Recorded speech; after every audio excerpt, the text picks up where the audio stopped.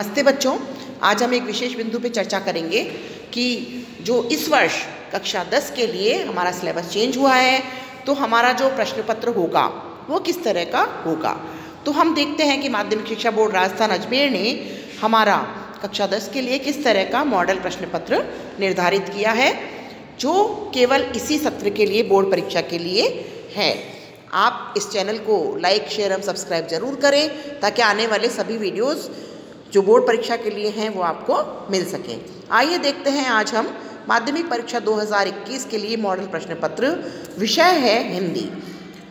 देखिए बच्चों, पूर्णांक है 80 और समय है 3.25 घंटे। पूर्णांक 80 है क्योंकि 20 नंबर तो आपके आंतरिक मूल्यांकन जो विद्यालय द्वारा किया जाएगा उसके लिए निर्धारित है। 20 नंबर वहाँ से जाएंगे। 80 नंबर का आपका ये प्रश्न पत्र है। देखते हैं हम सामान्य निर्देश आपके लिए क्या है। पहला है, परीक्षार्थी सर्वोत्तम अपने प्रश्न पत्र पर नामांक यानी कि रोल नंबर जरूर से लिखना है आपको। किस पे? प्रश्न पत्र पे, यानी कि जो आपका पेपर होगा उसके ऊपर भी आपको अपने रोल नंबर लिखने हैं। सभी प्रश्न करने अनिवार्य हैं यानी कि जरूरी हैं। प्रत्येक प्रश्न का उत्तर दी गई उत्तर पुस्तिका यानी कि आपको कॉपी में ही लिखना है। जिन प्रश्नों में आंतरिक खंड है, मतलब ABCD खंड ए, खंड ब, उन सभी के उत्तर आपको एक साथ लिखने हैं। प्रश्न का उत्तर लिखने के पहले प्रश्न का क्रमांक जरूर लिखना है कि कौन से नंबर का आपका प्रश्न है। प्रश्नों का अंक भार हम देखते हैं कि कौन से प्रश्न किस तरह के और कितने नंबर के होंगे। देखिए, खंड जो A है उसमें आपके 20 प्रश्न होंगे। 1 से 10 तक के अलग होंगे और 2 से 11 तक के, मतलब 1 होगा उसमें 1 से 10 प्रश्न हैं एक तरह के, और प्रश्न 2 से 11 होंगे उसमें 10 तरह के 10 प्रश्न हैं। सभी प्रश्नों के जो अंक है वो 1 नंबर का है। कुल अंक होगा 20। खंड B हम देखते हैं 12 से 19 8 प्रश्न हैं और प्रत्येक प्रश्न 2 नंबर का है। कुल अंक भार 16। खंड C में 20 से 23 कुल 4 प्रश्न होंगे। प्रत्येक प्रश्न 4 नंबर का होगा। अंक भार होगा इसका 16। ऐसे ही खंड D में 24 से 25 होंगे, 2 प्रश्न होंगे बच्चों, और प्रत्येक प्रश्न के अंक होंगे 5। कुल अंक भार हो गया 10। खंड E या ये में 26 से 28 कुल 3 प्रश्न होंगे। प्रत्येक प्रश्न होगा 6 नंबर का और कुल अंक भार आपका हो गया इसका 18। इस तरह से आप देखेंगे कि पूर्णांक 80 है हमारा, और जो कुल अंक भार को यदि हम जोड़ेंगे कुल योग हमारा, तो हमारा इसका योग भी 80 ही होगा। इस तरह से हमारा ये प्रश्न पत्र का हमने अंक निर्धारण देखा है। अब हम देखते हैं प्रश्न पत्र पूरा। खंड ए हम देखते हैं कि प्रश्न 1 है। इस एक प्रश्न में हमारा 10 प्रश्न दिए हुए हैं। निम्नांकित प्रश्नों में से सही विकल्प का चयन करके अपनी उत्तर पुस्तिका यानी कॉपी में लिखना है। 4 विकल्प यहाँ दिए गए हैं प्रत्येक प्रश्न के लिए। चारों में से जो सही है उसको आपको अपनी कॉपी में लिखना है। प्रत्येक प्रश्न 1 नंबर का है। पहले 4 प्रश्न समास से संबंधित है, जैसे कि मृगनयनी शब्द में कौन सा समास है। 4 यहाँ दिए हुए हैं विकल्प आपके एबेसैद, जो सही हैं वो आपको अपनी कॉपी में लिखना है। इसी तरह से बेखा शब्द में कौन सा समास है। तीसरा देखिए, जिस समास का पहला पद संख्यावाची होता है उसे हम कहते हैं। चौथा, घनश्याम शब्द में कौन सा समास है। फिर है आपका वर्तनी सुधार। देखिए 5वां, वर्तनी की दृष्टि से शुद्ध शब्द कौन सा है। फिर वर्तनी की दृष्टि से शुद्ध शब्द कौन सा है। फिर 7वां देखिए, निम्नलिखित में से अशुद्ध शब्द कौन सा है। 8वां, अशुद्ध शब्द देखिए। 9वां है, कामायनी किस कवि का प्रसिद्ध काव्य ग्रंथ है। आपको कवि का यदि नाम याद है तो आप इसका उत्तर दीजिए यहाँ पे। 10वां देखिए, रामधारी सिंह दिनकर को किस काव्य कृति पर भारतीय ज्ञानपीठ पुरस्कार प्राप्त हुआ। तो ये 4 यहाँ कृतियाँ दी हुई है इनकी, उसमें से आपको एक पत्र इसका सही उत्तर देना है अपने उत्तर पुस्तिका में। फिर है, निम्नलिखित प्रश्नों के उत्तर एक शब्द या एक पंक्ति में दीजिए।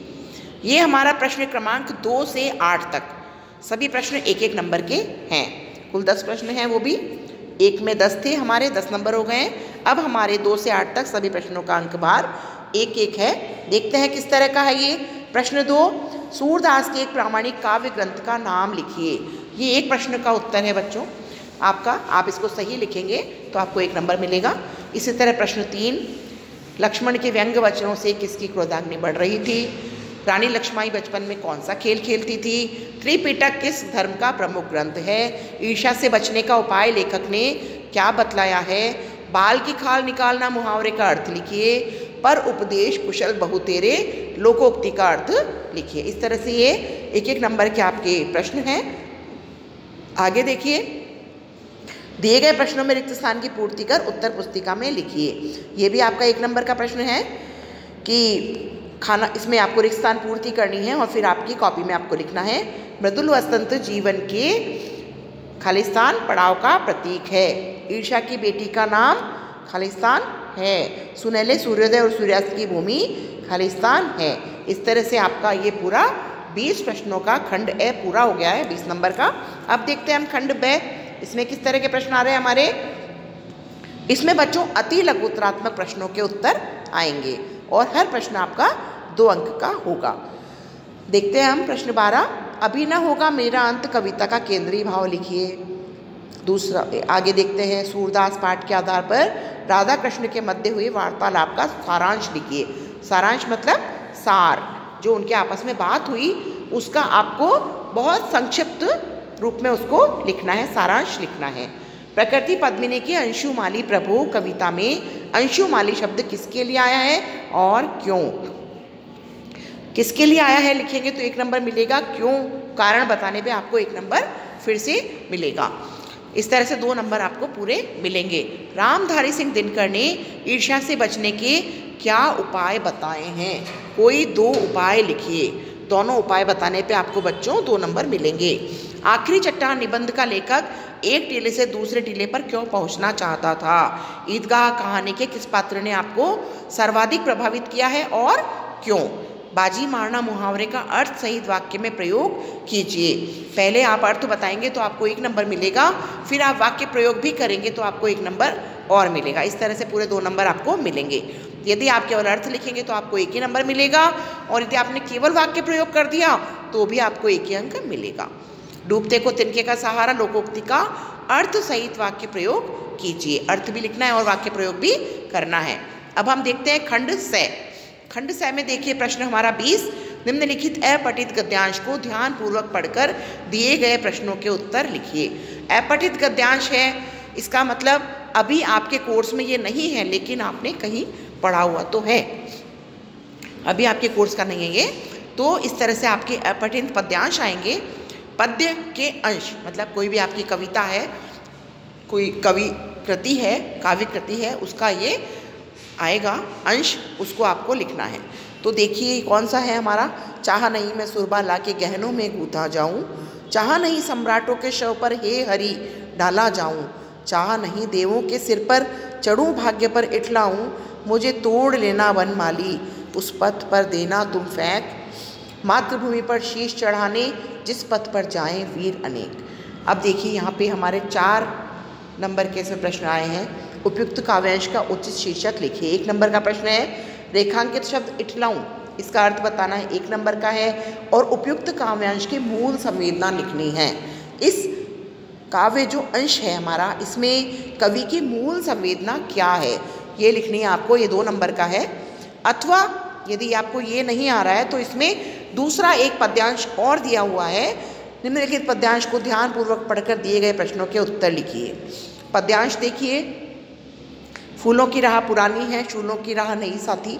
इस तरह से ये पूरा आपका एक पद्यांश है। इसमें भी उपयुक्त गद्यांश का उचित शीर्षक लिखिए। बच्चों ये मैं बताना चाहती हूँ आपको, शीर्षक क्या होता है। शीर्षक वो होता है कि जैसे हमारा एक पाठ का नाम है, उस नाम को देख के हमें पता पड़ता है कि हम इस पाठ में क्या पढ़ने वाले हैं। इस तरह से आपने जो पढ़ा है इसको आपको एक नाम देना है, ऊपर शीर्षक देना है। वो एक अच्छा सा होना चाहिए ताकि उस शीर्षक को देख के पूरे आपके इस पद्यांश का अनुमान हो जाए। तो ये शीर्षक आपका 1 नंबर का है। फिर है कौन सी राह अछूती रह जाती है, और स है कौन सी राह को नहीं माना गया है और क्यों। ये 2 नंबर का प्रश्न है क्योंकि इसमें क्यों भी पूछा गया है। आगे देखते हैं हम।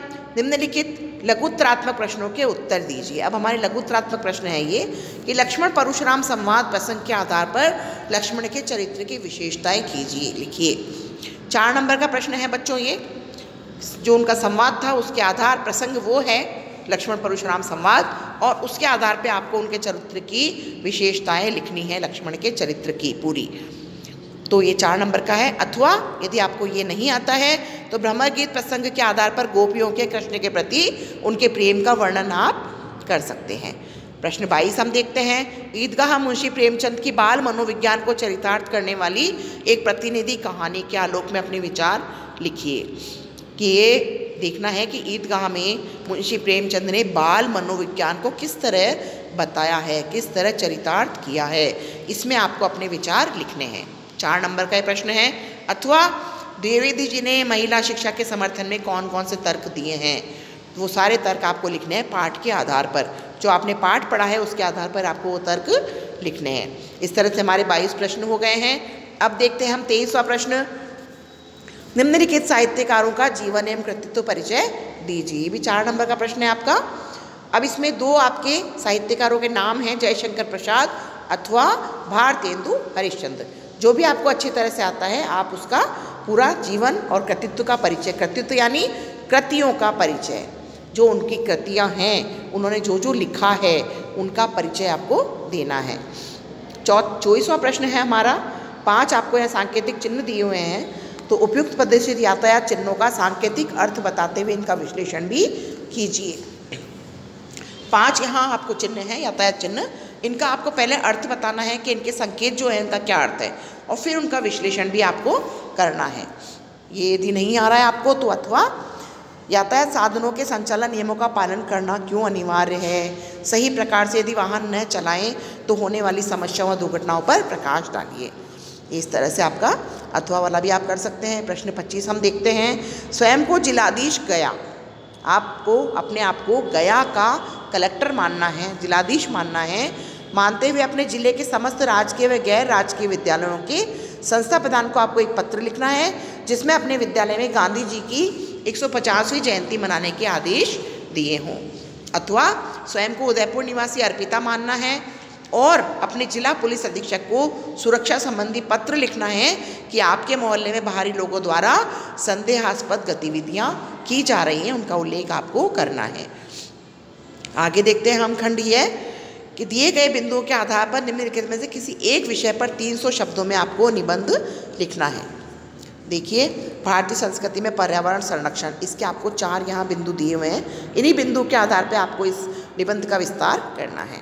अथवा यदि मैं भारत का प्रधानमंत्री होता, इसमें प्रस्तावना, सुरक्षा एवं विकास, सामाजिक समरसता और उपसंहार।